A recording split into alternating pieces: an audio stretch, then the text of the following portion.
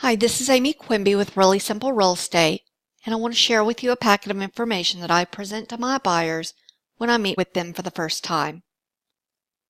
Whether a buyer has purchased properties before or they're a first-time home buyer, they need a sense of direction. They need to know that their agent is going to guide them through the process and explain to them what they should expect and what is expected of them.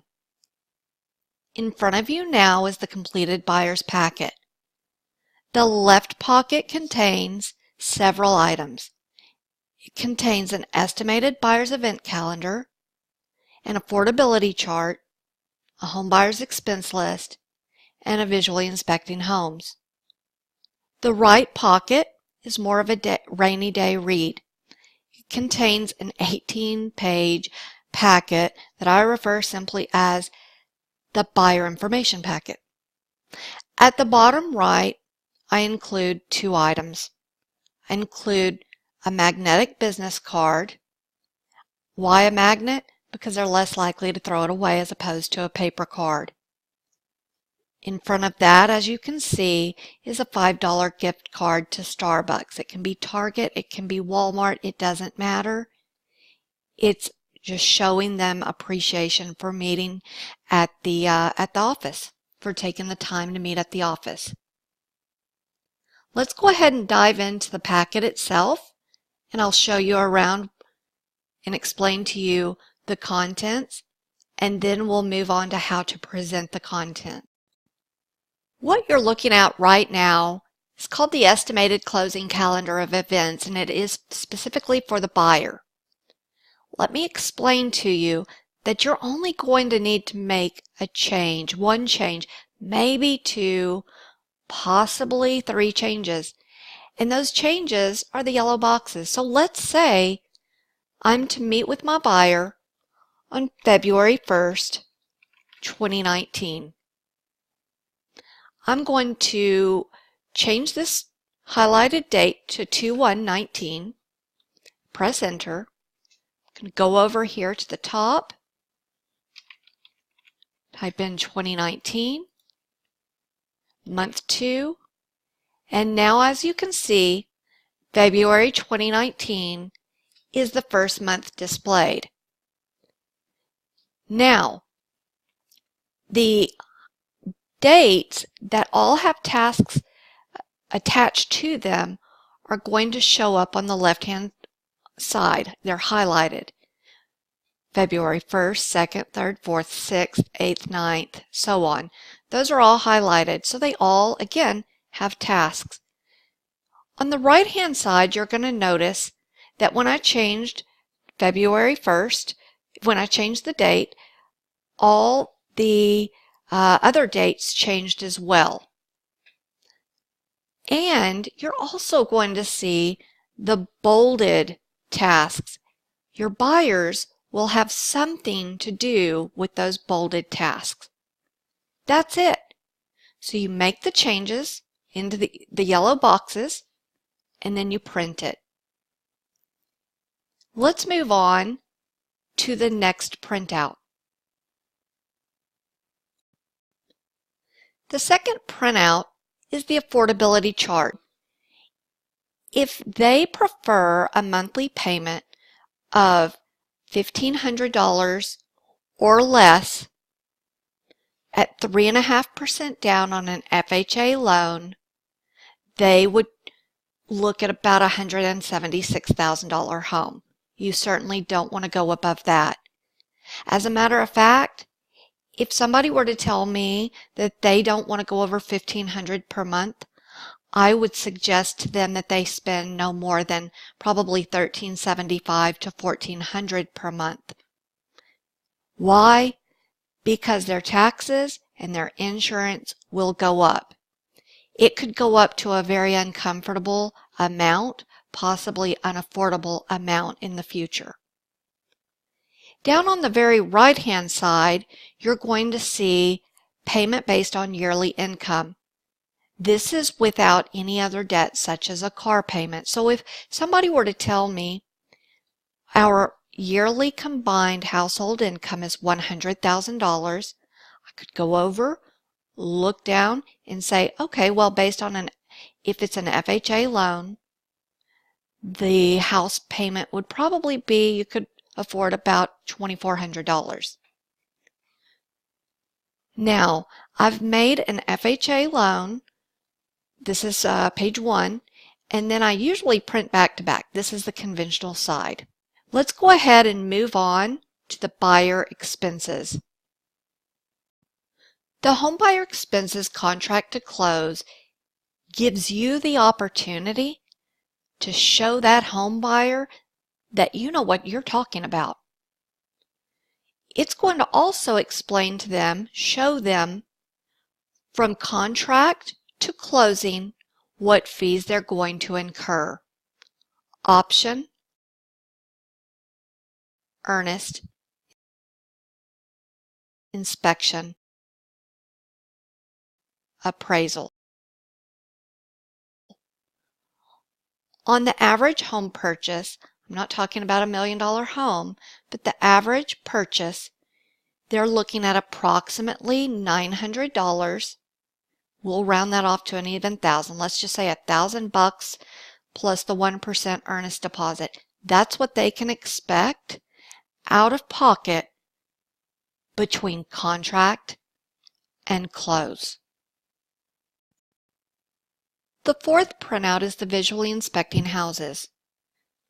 I don't walk them through this during the initial buyer's meeting, but I do hand this to them and I explain to them these are some of the items that will likely be pointed out by inspectors if there is an issue. So it might just be something to keep in mind as we're searching homes.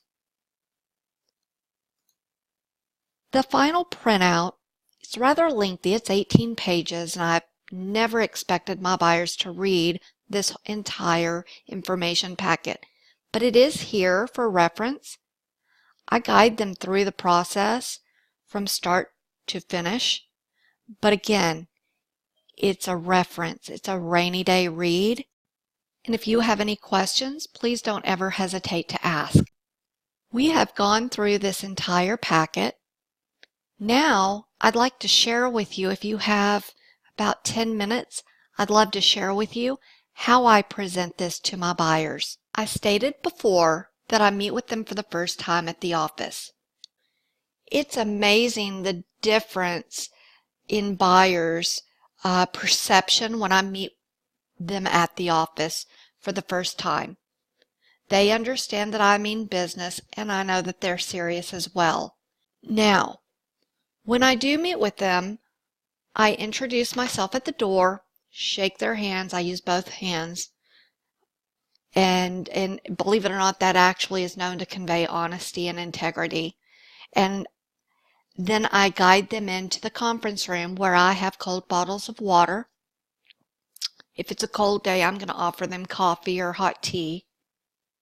And I have this folder laid out. I'm sitting at the end of the table and I want them on either side of me so that I can present them the same information at the same time and they're not having to slide it down to one another. So here we go. Mr. and Mrs. Homebuyer, thank you so much for taking the time to come into the office and meet with me.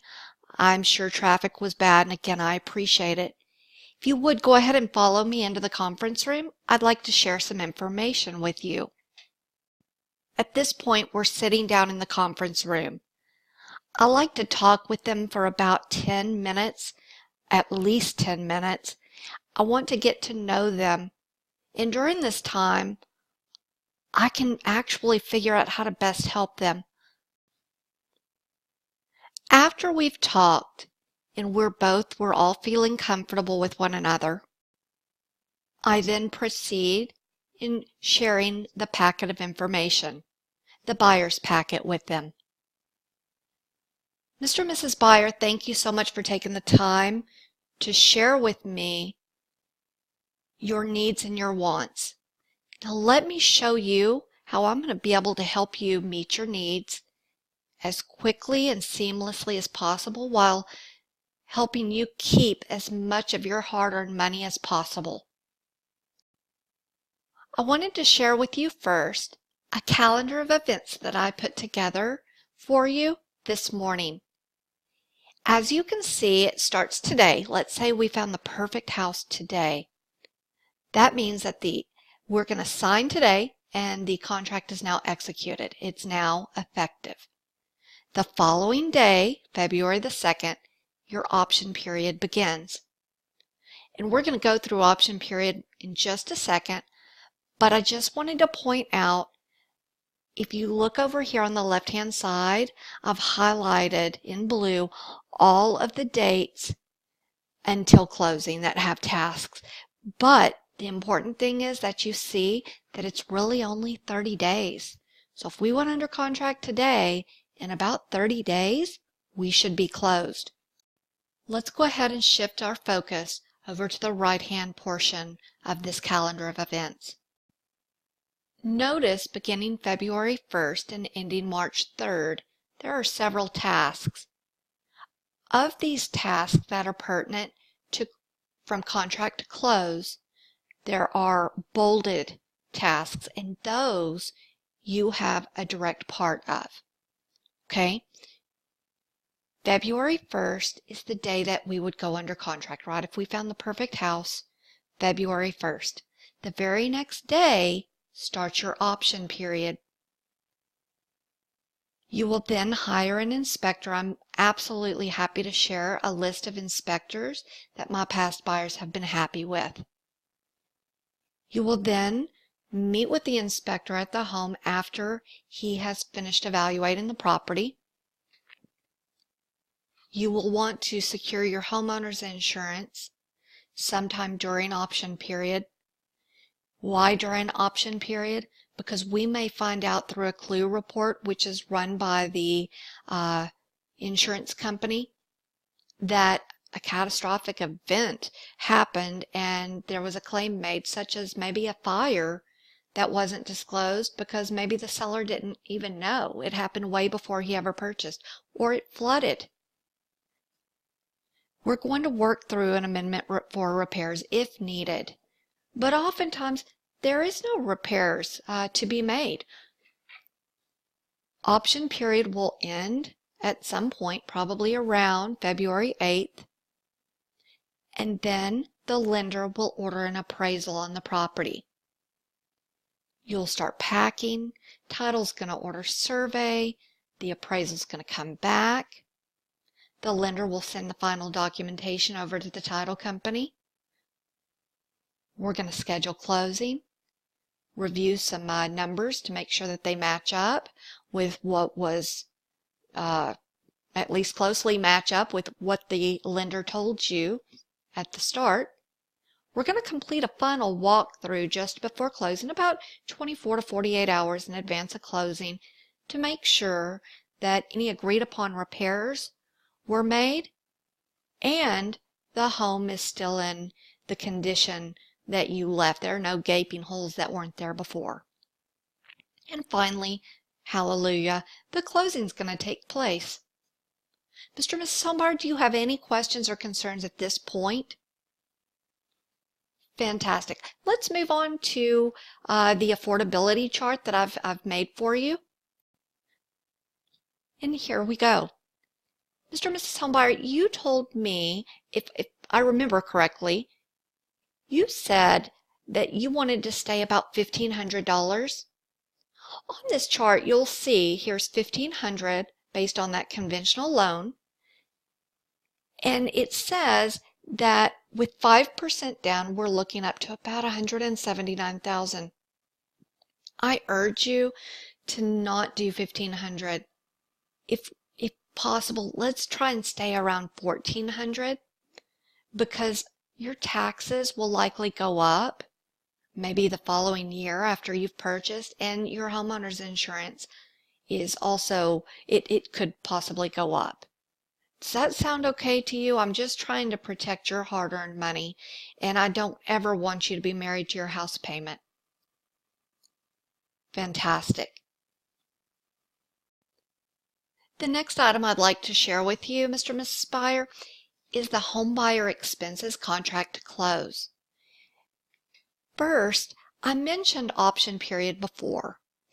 An option period, again, is going to start the day after we go under contract. And what it is you're going to pay a nominal amount of money. It's very nominal, like about $10 per day.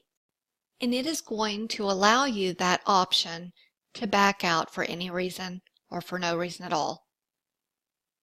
Now, it will be credited back to you upon closing as long as you do close. However, if you back out during option period, you will not receive the money back. Now, earnest is just that. It shows the seller that you're earnest, that you're serious about making that purchase.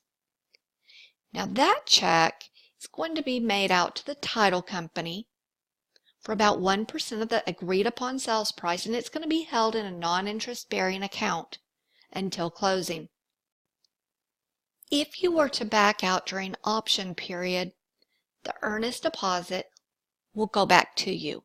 It will be sent back to you through a check from the title company. You'll get it about a week later. If it doesn't work out because you choose to back out just because you found out that 123 Banana Street down the road's for sale and you like it better, if that's what you choose to do and it is after option period, I cannot promise you you're going to get that earnest deposit back. My hunch is that you will not. So again, we want to make sure that you're very serious about the purchase. I mentioned inspections. Let me tell you a little bit about inspections. First off, if we see homes, if we go and look at a home that you fall in love with, and we find out that, we look around and we're like, there might be something wrong with the roof and the foundation just doesn't feel right. I think at that point we would agree we need a specialist to come in, a roofing specialist and a foundation specialist. That way, if there are repairs or replacements that need to be made and worked out with the seller, we know if the seller's actually going to do it. Because if they're not, we may be needing to move on, depending on how much that roof is going to cost or how much it's going to cost to adjust that foundation. Next is the appraisal. Appraisal is absolutely nothing like the inspection. An inspector is not going to be able to tell you what that house is worth. The appraisal is not to determine the market value of the property. It's to determine an opinion of value. A lender does not want to loan more money than what the home is worth. So, the appraisal will take place just after option period. It will be ordered by the lender. You will receive an email that says, please log into this site and pay for the appraisal. And they're usually about $5.75 is what I've seen. You will receive the appraisal report before closing. It can be a week before closing. It could be a few days before closing. But you will receive that report before closing. And it will show comparisons side by side of the property that you're purchasing versus that have sold in the area. Mr. and Mrs. Homebuyer, do you have any questions or concerns about any of this documentation so far? Fantastic. Let me show you a couple of weekend reads that I've put in this packet for you. Again, they're weekend reads. One of them is just a 1-page. The other is 18 pages. But it's there just as a reference. One of them's visually inspecting houses. And these are all items that might possibly be pointed out by an inspector if he sees an issue at a property. The information packet is just that. It's an information packet that I've put together for you to answer the biggest concerns my past home buyers have had. Mr. and Mrs. Homebuyer, thank you again for meeting with me today. I love having been able to meet your family and learn a little bit about what you need and how I can best help you. I cannot wait to work with you. When is the best time for me to follow up with you? How about, is tomorrow afternoon about this time okay? Fantastic. Before you go, let me ask you, have you seen any homes online that you would like to schedule now? Fantastic. Okay, so now we've covered what is inside of the packet and how to present the packet. If you have any questions or concerns, don't hesitate contacting me at reallysimplere@gmail.com. You can also call me at 817-564-3878. I'm available anytime between 7:30 a.m. and 7:30 p.m. every day of the week. Thank you so much, and I hope to see you back regularly at Really Simple Real Estate. I look forward to helping you.